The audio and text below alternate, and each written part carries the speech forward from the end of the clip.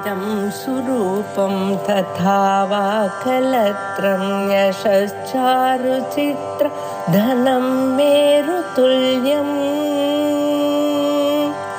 मनश्चेन लग्नं गुरोरङ्घ्रिपद्मे ततः किं ततः किं ततः किं ततः किम् सुरेशरणं शर्म विश्वरेताः प्रजाभवः अहः संवत्सरो व्याळः प्रत्ययः सर्वदर्शनः सुरेशः इति आद्यं नाम सुराणाम् ईशः सुरेशः सुराः देवाः तथा च सर्वेषां देवानामपि नियन्ता परमेश्वरः इति कृत्वा सुरेशः इति नाम सुरशब्दस्तु शुर ऐश्वर्यदीप्त्योः इति धातोः सकाशात् कप्रत्ययं योजयित्वा निष्पादनीयः शुर इति उपदेशः सुरधातुः कप् प्रत्ययः सुराः देवाः इति शब्दः लभ्यते एवं ईशधातोः कप् प्रत्यये ईशः इति लभ्यते सुराणाम् ईशः सुरेशः सुरेशाय नमः इति ततः परं शरणम् इत्यत्र श्रुहिंसायाम् इति धातोः ल्युट् प्रत्ययः शरणं तत्र कर्तरि ल्युट् इति यदा विक्रियते तर्हि शृणाति इति शरणम् इति विग्रहो भवति शृणाति इत्यस्य हिनस्ति हिंसां करोति इत्येव अर्थो भवति हिंसां करोति इत्यर्थे शरणम् इति शब्दः यः हिंसां करोति स एव शरणम् इति वस्तुगत्या तस्य शब्दार्थो लभ्यते परन्तु अस्माकं यः आश्रयं ददाति स एव खलु शरणम् इति वक्तव्यं कथम् एवं वक्तुं शक्यते इति चेत् शृणाति आर्तिं शृणाति दुःखं शृणाति इति कल्पनं कर्तव्यं भगवान् किं शृणाति किं नाशयति इति चेत् अस्माकं प्रतिबन्धं नाशयति क्लेशं नाशयति दुःखं नाशयति इत्येवम् अर्थविवक्षां स्वीकृत्य शृणाति इति शरणं रक्षणकर्ता शरणं नाम रक्षणकर्ता भगवान् इत्यर्थो लभ्यते नपुंसकलिङ्गशब्दो भवति शरणाय नमः इति प्रयोक्तव्यं ततः परं शर्म इति तृतीयं नाम अत्रापि एवमेव तृधातोः एव शब्दः निष्पादनीयः शृणाति दुःखम् इति शर्म शब्दः सुखम् इत्यर्थे प्रयुज्यते यदा अस्माकं सुखं भवति तदानीं दुःखं नास्ति अतः शृणाति दुःखम् इति व्युत्पत्त्या शर्म शब्देन सुखम् उच्यते तत्र श्रुधातोः ल्युट् प्रत्यये शरणम् इति शब्दः श्रुधातोः मनिन् प्रत्यये शर्म इति शब्दः शर्मणे नमः ततः परं विश्वरेताः इति नाम विश्वं रेतः यस्य सः विश्वरेताः विश्वं रेतः यस्य सः विश्वरेताः इति रेतो नाम वीर्यम् इत्यर्थः विश्वशब्दः पूर्वमेव आरम्भे एव आगतः तदानीमेव व्याख्यातः रेतशब्दः रीङ् श्रवणे इति धातोः निष्पन्नः रेतशब्दः रीङ् श्रवणे इति कश्चन धातुः यत् स्रवति तत् रीङ् धातुना उच्यते श्रवणक्रिया उच्यते तत्र असुन् प्रत्यये रेतः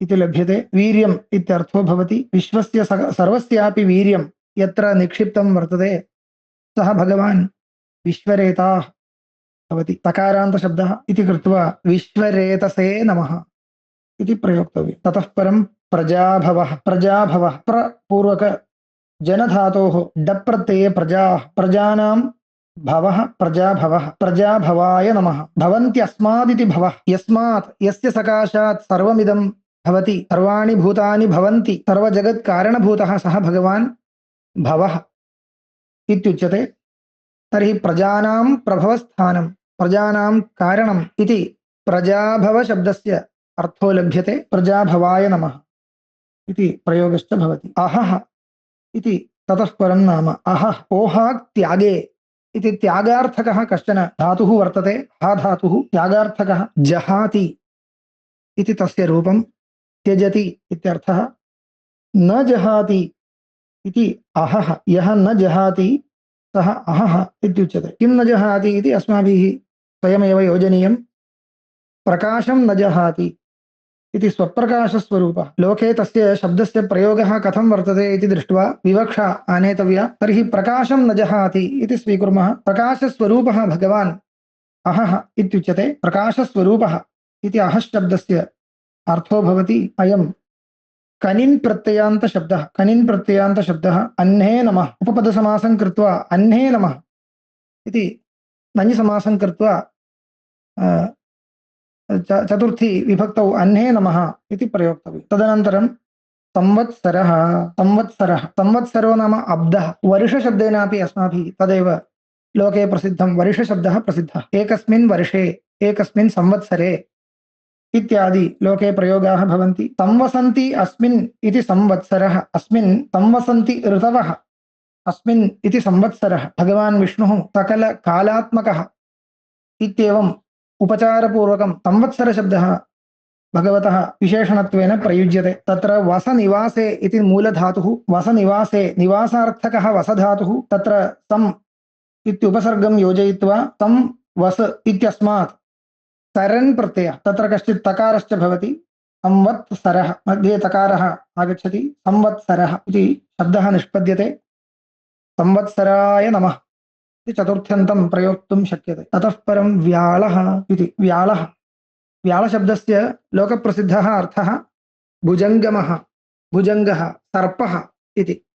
सर्प इत्यर्थः लोके प्रसिद्धः। शब्दः कथम् आगतः इति चेत् ला आदाने इति कश्चन धातुः, आदानम् इत्यर्थे ला धातुः वर्तते, तस्मात् कप्रत्ययः, कप्रत्यये कृते लः इति लभ्यते। वि आ इति उपसर्गद्वयं योज्यते, तदानीं व्यालः, वि आलः, व्यालः इति व्याददादिमुखं, यः मुखं व्याददाति सः व्यालः, अयं शब्दस्य अर्थः। सर्पः इति लोके, सर्प इत्यर्थे लोके प्रयुज्यते अयं शब्दः। सः सर्पस्य लोकप्रसिद्धः स्वभावः भगवतः अपि कयाचित् विवक्षया कल्पयितुं शक्यते इत्यतः व्यालः इति भगवतः विशेषणं दीयते। व्यालाय नमः इति, व्यालाय नमः इति प्रयोक्तव्यं। प्रत्ययः इति ततः परं नाम, प्रत्ययो नाम ज्ञानं। भगवान् सत्यं ज्ञानम् अनन्तम् इत्यादि श्रुतौ ज्ञानस्वरूपत्वेन वर्ण्यमानः, तस्मात् प्रत्ययः इति भगवतः नाम